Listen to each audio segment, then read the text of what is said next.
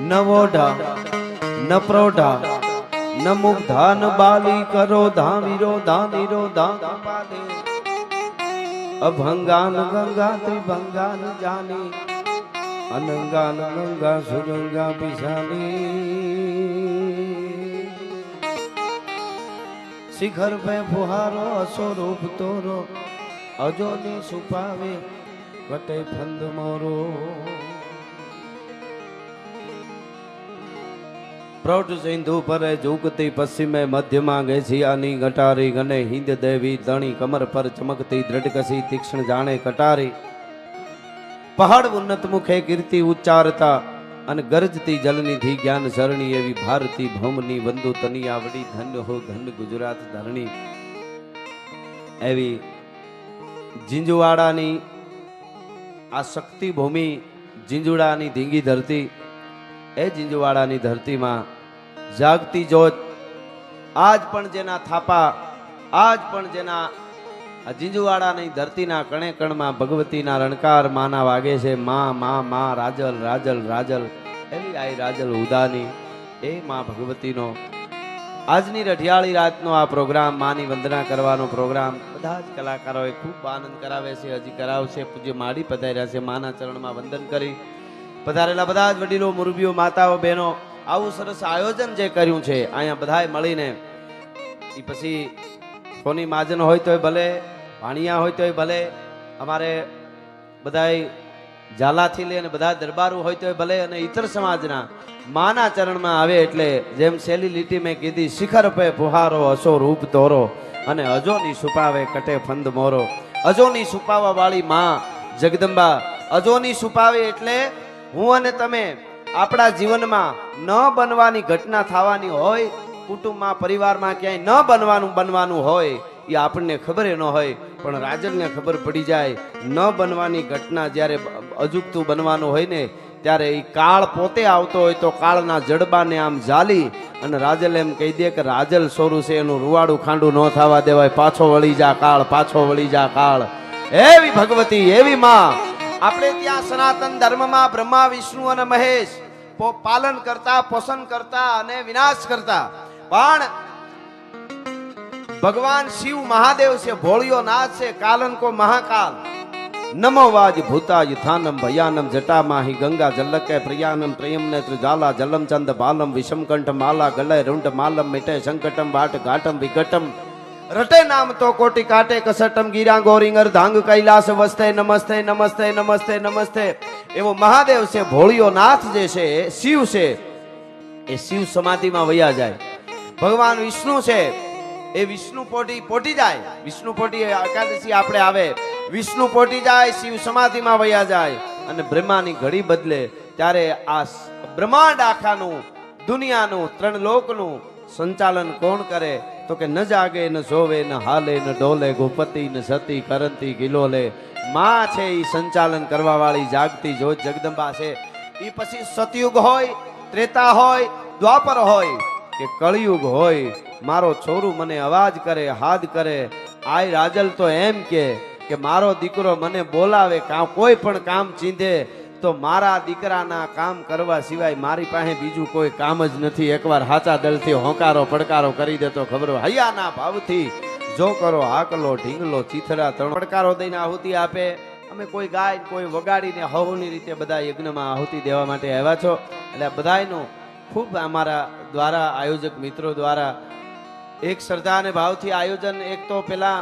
આવડું મોટું આયોજન સરસ મજાની અદ્ભુત અમે ગયા વર્ષે હતા ત્યારે ત્યાં અંદર હતું ત્યાં થોડી ખાંકડ હતી એટલે આ બહાર સરસ અહીંયા આયોજન કર્યું છે એ આયોજન કરનાર જેટલાય મહેનત સારું કાંઈ કામ કરવું હોય ને તો મહેનત જાજા બધાને કરવી પડે ત્યારે સારું પરિણામ આવે જે આખું આયોજન ને જેણે જેણે આમાં સેવા આપી છે એને જોરદાર તાળીએથી એકવાર વધાવો અદ્ભુત આયોજન છે અને ભગવતી હોંકારા દે છે અહીંયા પ્રતિકૃતિ મંદિરની રાખવામાં આવી છે હમણાં જે જોયું ત્યાં પાછળ આપ જોઈ શકશો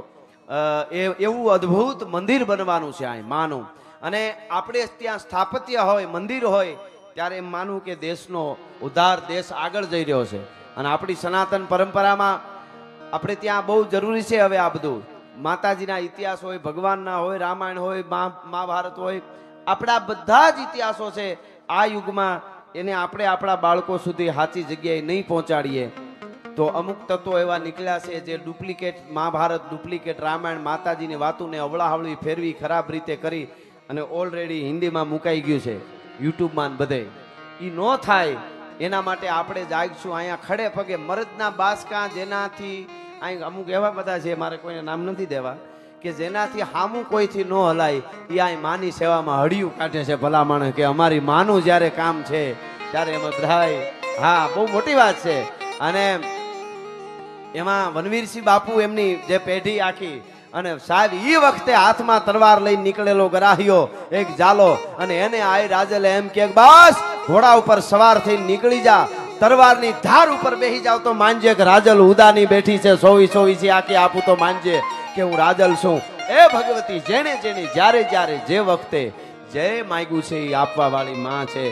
અને આય આવીને ઊભી રહી છે. એટલે એ ભગવતીને, એ માને, એ જગદંબાને આપણે હવની રીતે શ્રદ્ધા અને ભાવથી જે અપાય એટલું. અહીંયા ઘણીવાર આપણે આવી વાતો કરી, અહીંયા બધા ગોળ કરે છે, મંદિરમાં રૂપિયાઓ આપ્યા છે, ખૂબ આપ્યું હોય છે, ત્યારે આવડી બધું મંદિર અહીંયા તૈયાર થાય છે. ઘણી વખત અમે એવું કહેતા હોઈએ. મારે દ્વાસનથી શરૂઆત કરવી છે, પણ એની પહેલા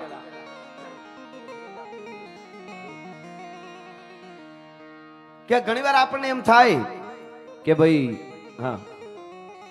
આપણે માતાજી આપણને આપે અને આપણે માતાજીને આમાં આપવાનું, એમ કે ભાઈ માતાજી જ આપવા વાળી હોય તો આપણે આપવાની શું જરૂર છે? ઘણાને એવો વિચાર થાય. એનો એક નાનો દાખલો આપીને પછી શરૂઆત કરું કે માં આપણને આપે અને આપણે માના કાર્યમાં આપી તો માં રાજી થાય. એનું કારણ સાંભળજો. કોઈ વૃદ્ધ ડોશીમાં હોય, એ બજારમાં નીકળ્યા હોય લાકડીને ટેકે ને એમ થઈ જાય કે દીકરાના છોકરાઓ હાટું, બાળકો હાટું 5-7 ચોકલેટ લેતી જાઓ. ઈ ડોહીમાં ચોકલેટ લીએ, ઓઢણાના છેડે બાંધે, ઘરે આવે,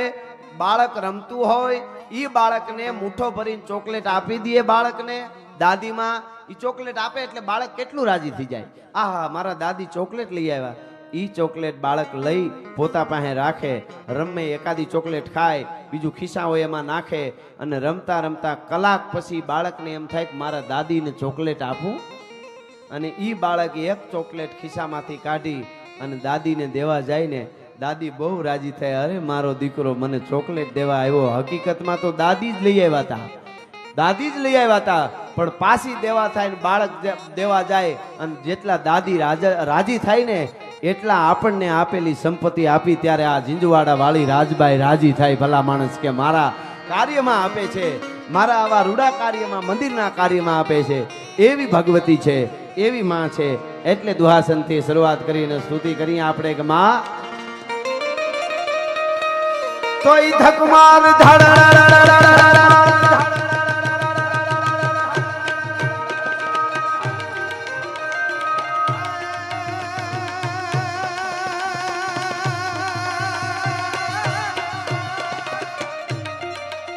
મારી જીજવાડા રાજલ માતના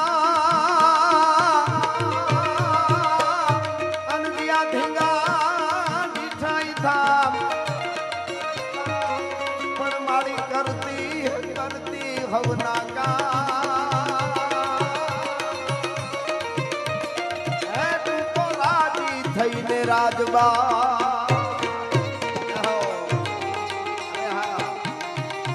બાપો બાપો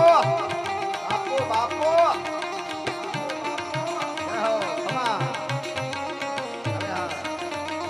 આવડા છોકરા ચાંદીની નોટું લઈને આવે, 1000 ભાઈ.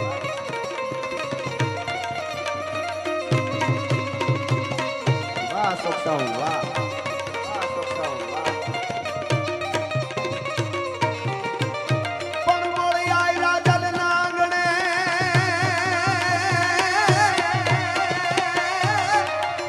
મારી આઈ રાજલ ના આંગણે જોને આવે વરણ વટાર, એમાં સરદા જેની હામટી,